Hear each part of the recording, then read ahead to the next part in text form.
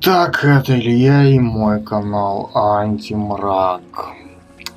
Сегодня я бы хотел поговорить о том, почему в России сложно найти женщину. По крайней мере, почему-то это сложно сделать мне. Вообще, как я-то вижу, большинство российских женщин представляют из себя нечто зомбированное, но я говорю так не потому, что хочу сказать, что я вот такой хороший, а они такие плохие. Нет, видео не об этом.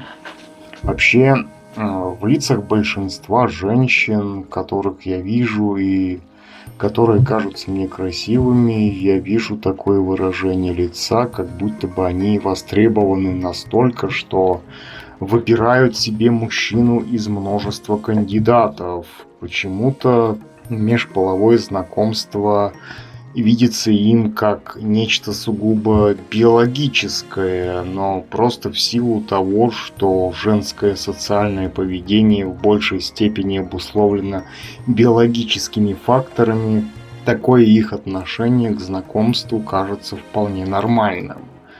Хотя, как я думаю, такое отношение к знакомству со стороны российских женщин связано не столько с наибольшей биологической обусловленностью, а с их идеологической зомбированностью. При попытке знакомства с женщиной ты оказываешься в положении просящего.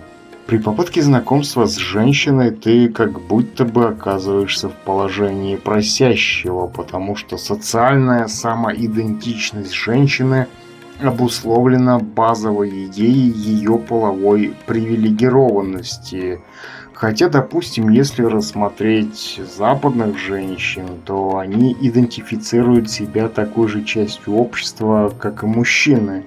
Допустим, когда я жил в Петербурге, у меня был случай знакомства с женщиной на сайте знакомств и последующей встречи с ней. Так вот, почему-то эта женщина не сказала мне, что у нее, на первой же встрече, что у нее 3 детей. И, честно говоря, я не совсем понимаю, на что она рассчитывала, знакомясь со мной, но мне ее дети точно нафиг не нужны, равно как и она сама. Собственно, видя большинство женщин, ты как будто бы невольно задаешься вопросом, что у нее за бэкграунд.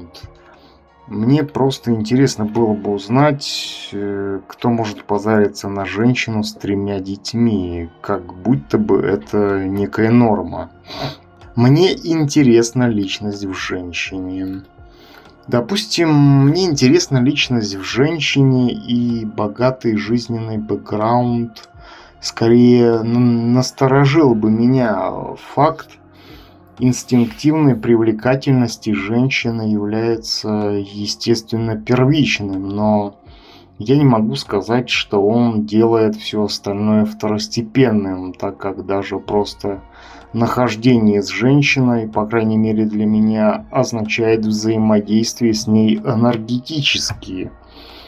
То есть для меня наличие у нее женских репродуктивных органов не означает основу ее ценности, поскольку мне бы самому пришлось опуститься до ее животного, до уровня животного в случае, если бы с ее стороны это было бы единственной ее ценностью. Но мне не хочется становиться животным только потому, что у меня есть некая потребность в половой близости с женщиной. Поэтому женщины оказываются в своего рода ловушке социальных программных стереотипов, когда позиционируют себя с точки зрения привилегированности своей половой принадлежности, но при этом ждут отношения противоположного инстинктивному. Половая принадлежность женщины не имеет отношения к ее социальному положению. На самом деле женщины не понимают, что половая принадлежность не имеет отношения к социальному положению, потому что пол – это сугубо биологический фактор, хотя общественная система внедрила в голову женщины идею о том, что женская половая принадлежность является ее самоценностью. Я также видел много раз видео различных дегенератов от психологии, которые создают контент якобы психологической помощи исключительно женщинам, как будто бы как бы позиционируя себя ориентированными именно на них, то есть на женщин.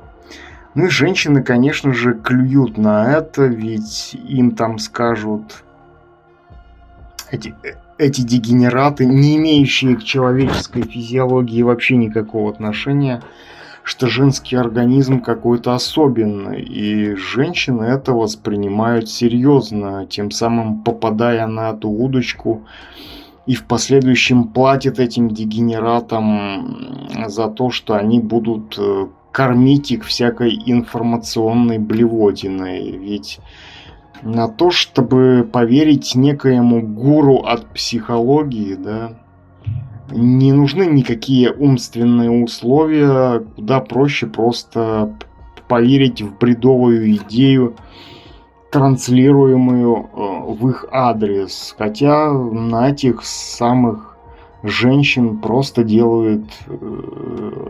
На этих самых женщинах просто делают деньги, пользуясь их потребностью верить во всякие идиотские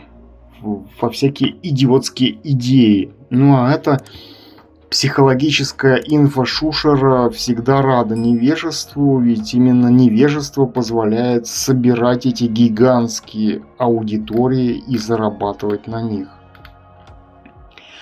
Так почему же российские женщины не вызывают желания знакомиться с ними?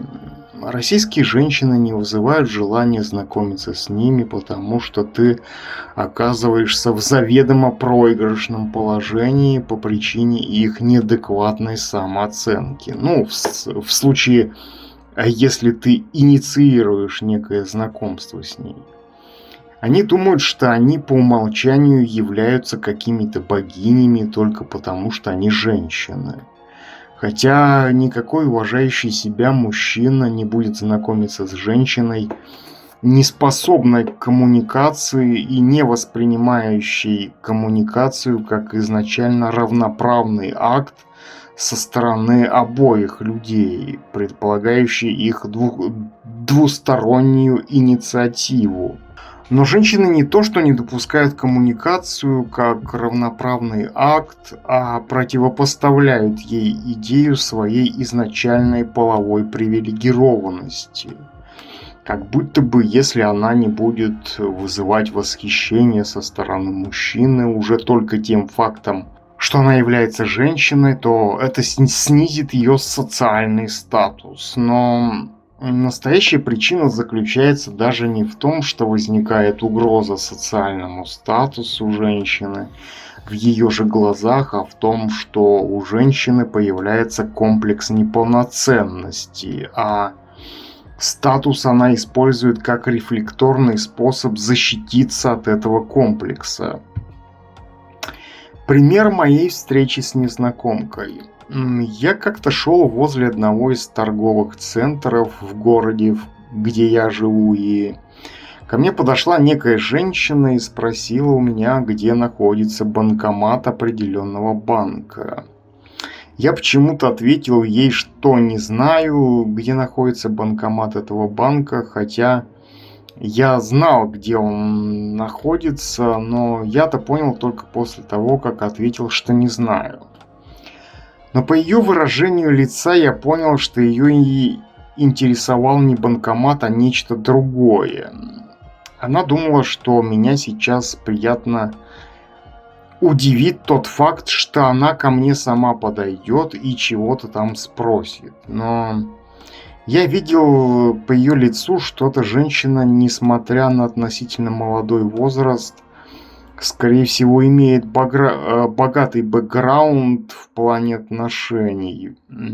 И я понимаю, что женщина, заинтересованная в знакомстве, так себя не ведет, потому как в случае интереса она бы попыталась установить зрительный контакт, а не спрашивать меня про какой-то банкомат. Конечно же, это можно отнести к моим предположениям, да, и к моему видению того, как должно быть, но после того, как я ответил, что я не знаю, где находится банкомат, по ее глазам я увидел некое недоумение, ведь я, по сути, ответил, что...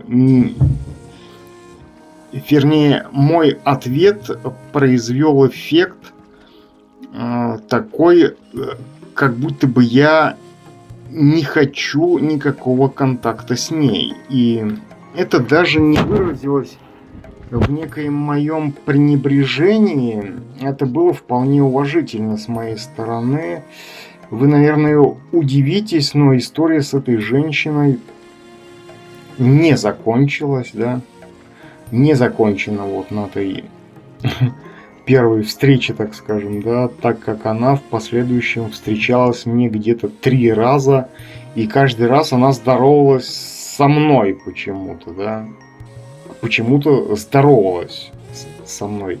Хотя, как мне кажется, странно здороваться с человеком, которого ты даже не знаешь. И я в этот момент почему-то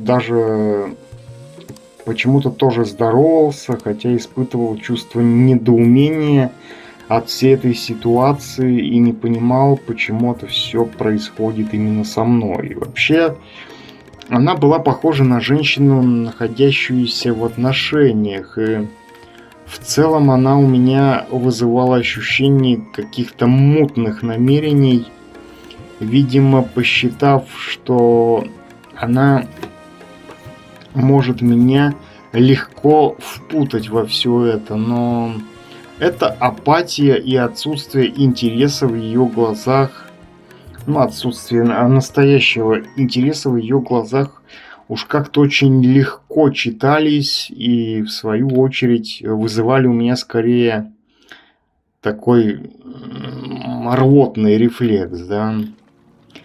Почему женщины тешат себя иллюзией о своей неотразимости? Женщины тешат себя иллюзией о своей неотразимости, абсолютно не понимая, что мало кто из мужчин готов инициировать с ними контакт. По крайней мере, лично я не то что не пойду первый на контакт, а не двину даже ни одним своим пальцем ради непонятно чего, да. Потому что я вижу женщину насквозь, хотя она может думать, что у нее есть некие намерения по отношению ко мне. И ей надо очень постараться для того, чтобы я потратил бы даже миллисекунду своего времени на нее. И уж если говорить об отношениях в их межполовом контексте, то женщины забывают то, что это такой же рынок, где ты не являешься неповторимой, а являешься всего лишь одной из. Ведь всегда есть та, которую предпочтут больше, чем ту, которая считает себя неотразимой только потому, что она женщина. Она как будто бы забывает, что таких, как она, десятки миллионов. Женщины на самом деле не ищут ресурсы. На самом деле женщины не ищут ресурсы, а пытаются повысить собственную значимость видимостью намерения поиска ресурсов. По причине отсутствия личностного содержания они позиционируют себя в социуме как охотницы за ресурсами, предполагая, что их половая принадлежность является единственной ценностью. Но, как я уже и говорил, межполовые отношения – это своего рода рынок, на котором всегда есть выбор. Значимость женщины для мужчины переоценена. На самом деле, если избавиться в голове от женского программного обеспечения, которое устанавливается в голову госрабов, то ты понимаешь, что женщина – это вообще не главное в жизни мужчины, потому как только для мужчины с женской прошивкой в голове женщина может быть главным смыслом его жизни. И в данном случае речи не идет о некоем пренебрежении по отношению к женщинам. Просто я хочу сказать, что отношения в высоком смысле этого слова выходят за пределы межгендерной мотивации. По мере своей личной эволюции факторы, дающиеся по умолчанию, такие, допустим, как пол, теряют в твоих глазах какой-либо смысл, потому как это изначально дано, и ты не влияешь на эти факторы. Имеют значение твои собственные достижения, выходящие за рамки природной обусловленности. То есть нет ничего из природного, что самим своим явлением в мир означало бы, что оно имеет некое более высокое значение, чем что-либо другое, также порожденное природой. Женщина, равно как и мужчина, является порождением природы, для которой не существует никакого деления на возвышенное и низменное. Наделение природного неким статусом является продуктом человеческого ума. В частности, в обществе идея половой привилегированности женщины используется общественной системой для манипуляции женщиной, чтобы разделить людей по половому признаку с идеологической целью. Но самим людям не нужно это разделение, потому как факт половых различий очевиден и подразумевает лишь отличие в поведении женщины и мужчины, обусловленном разной пропорцией женских и мужских половых гормонов.